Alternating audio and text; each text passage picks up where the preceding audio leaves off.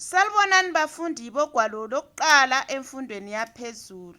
Ngiyalamukela njalo kuzifundo elizethulelwa ngabe EduWave behlangane labogatsha lwezemfundo ye-primary le-secondary. Isifundo senu lisethulelwa ngunkosikazi Doreen Mhlophe. Ngihamba loSiphiwe loThemba. Bingelelani abangani benu bantwabami. Salibonani bangane bethu. Salibonani bangane bethu. Bafundi, asingalibali ukuphatha usiba lokubhalisa kanye logwalo lokubhalela. Bazali lababalisi, ngiyalicela ukuba lincedise abantwana abangabe bebhekane lenhlupho ezitshiyeneyo. Abantwana abazwela khatshana abahlaliswe eduze lezigxingi zomsakazo ukuze bezwe kuhle. Labo abangezwayo endlebeni, ngicela libachasisele ngolimi abaluzwayo ukuze labo bangakhuthwa yisifundo.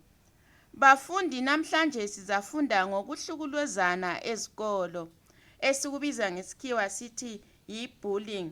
Siphiwe, sibalele izinjongo zesifundo sethu.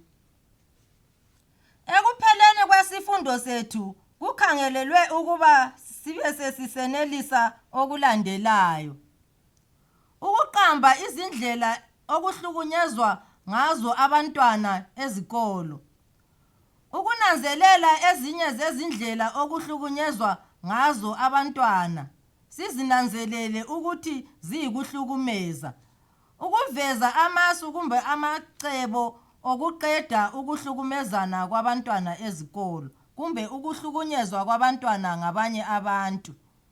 Siyabonga Siphiwe, usifundele kuhle. Kuyini ukuhlukuluza? Mina ngibona angani yikwenza omunye umuntu angaphatheki kuhle. Ngiyakuzwa Themba mntanami, kodwa impendulo yakho ayiphelelanga. Akuyiqedise Siphiwe. Yikuphatha kubi omunye, umhlupha kokuphela ungami ngenxa yokuthi wena ulamandla kuphela kumbe umdala kulaye. Uyitshaye ekhanda mntanami. Yikho kanye, lo ohlukuluzwayo uhlukuluzwa njani? Mbalisi, ngicela ukwengeza khonapho kungcazelo. Lo ohlukuluza omunye wenza ngabomo, elenjongo yokumlimaza emoyeni kumbe emzimbeni. Ngithemba lani emakhaya liphumele zenu impendulo eziqondileyo. Uqondile Themba. Ake siqambe indlela zokuhlukumeza lezi. Mbalisi, asithi kulomunye eklasini ohlala ebuya engalalo usiba lwakhe lokubhala. Nxa sokubhalwa, sethathela omunye omncane oseduze laye abhale ngalo, lo umnikazi engabe esabhala. Lesi yiso isibonelo sokuhlukuluza. Okunye kungaba yikuthi wena ozibona ulamandla ungahlala ukhuluma kubi ngomunye, mhlawumbe umthuka ngokubunjwa kwakhe kumbe ngombala wakhe. Okunye yikuthembisa ukutshaya omunye ngenxa yokuthi ufuna ulutho kuye. Kwesinye isikhathi atshaywe, lokho kuyikuhlukunyezwa. Lenza kuhle bafundi. Ngithemba lani emakhaya liyaziqamba izindlela zokuhlukumeza. Qhubekani. Ukuthethisa omunye ngenhlamba lakho yikuhlukumeza. Lokuqambela omunye amanga, uhamba ukhuluma amanga ngaye. Kwesinye isikhathi ukhuluma izinto ezinhlazayo emphakathini. Lokhu lakho yikuhlukumeza.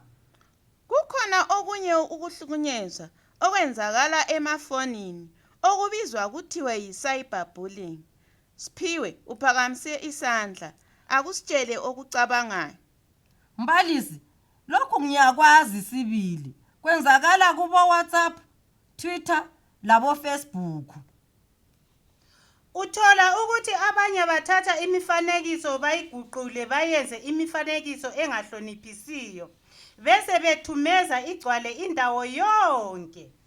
Lokhu yikuhlukumeza okuphindiweyo ngoba kubonwa ngumuntu wonke, kucine sekusaziwa ngabantu bonke, amazwe wonke.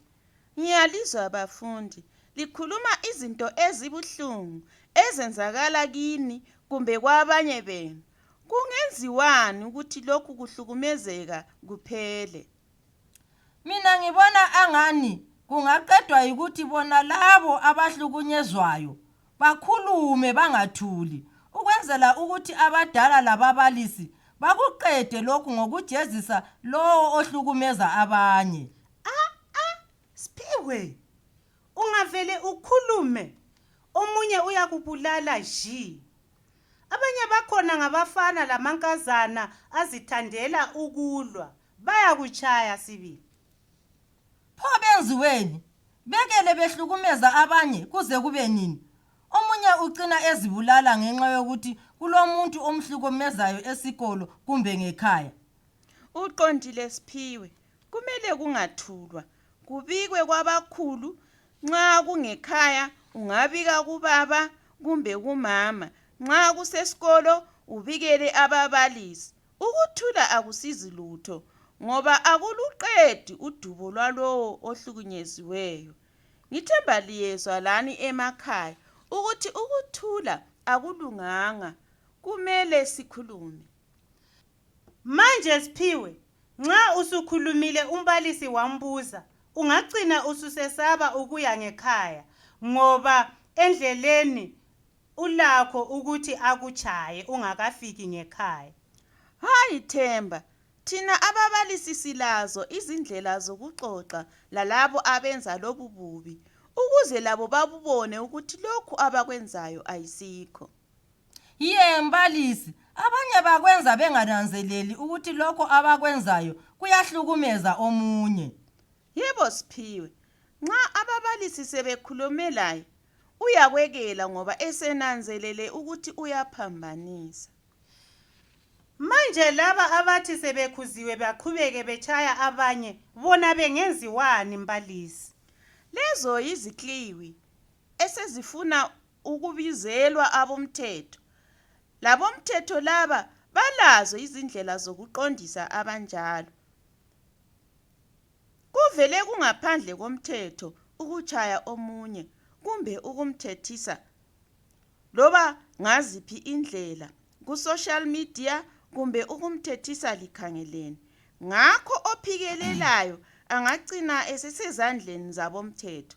Asithi lo ohlukunyezwayo uyesaba ukukhuluma, njengoba setshilo uThemba.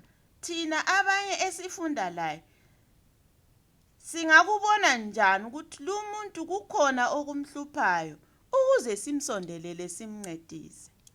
Mbalisi, omunye simbona ngokuthi nxa kade esenza kuhle esikolo abe sesiwa esechaya kumbe ozero.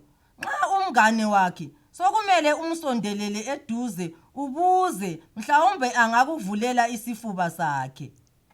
Ukuchaze kwacaca Siphiwe.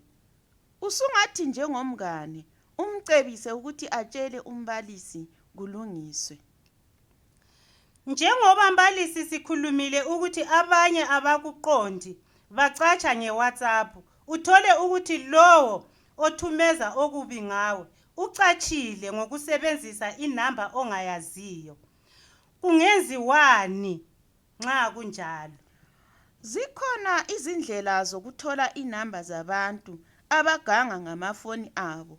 Okukhulu yikutshengisa umbalisi, yena uzakwenza akwaziyo.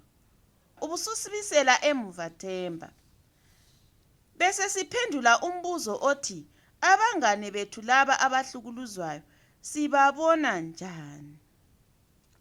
Kwesinye isikhathi sibabona ngokuthi nxa umngane wethu lo ubesithanda isikolo, simbone engasasithandi, eselova, engasabhali umsebenzi wakhe, ikanti kudala besikopa kuye enguye oqala ukuqeda.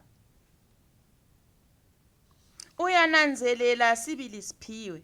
Asimchayeleni izandla uSiphiwe. Lani elisemakhaya ngithemba lihamba lathi. Yebo Themba, sitshele owakho umbono. Omunye mbalisi simbona ngokuthula. Umuntu obekade esaziwa ngokulawula, simbone esethule zwi. kudingeka ukuthi sitshele umbalisi mhlawumbe sekulokunye okumhluphayo. Yebo Themba, omunye engathuli, abe lolaka, acatshule into encane nje, yena wayengumuntu ohlala ehleka futhi engazondi.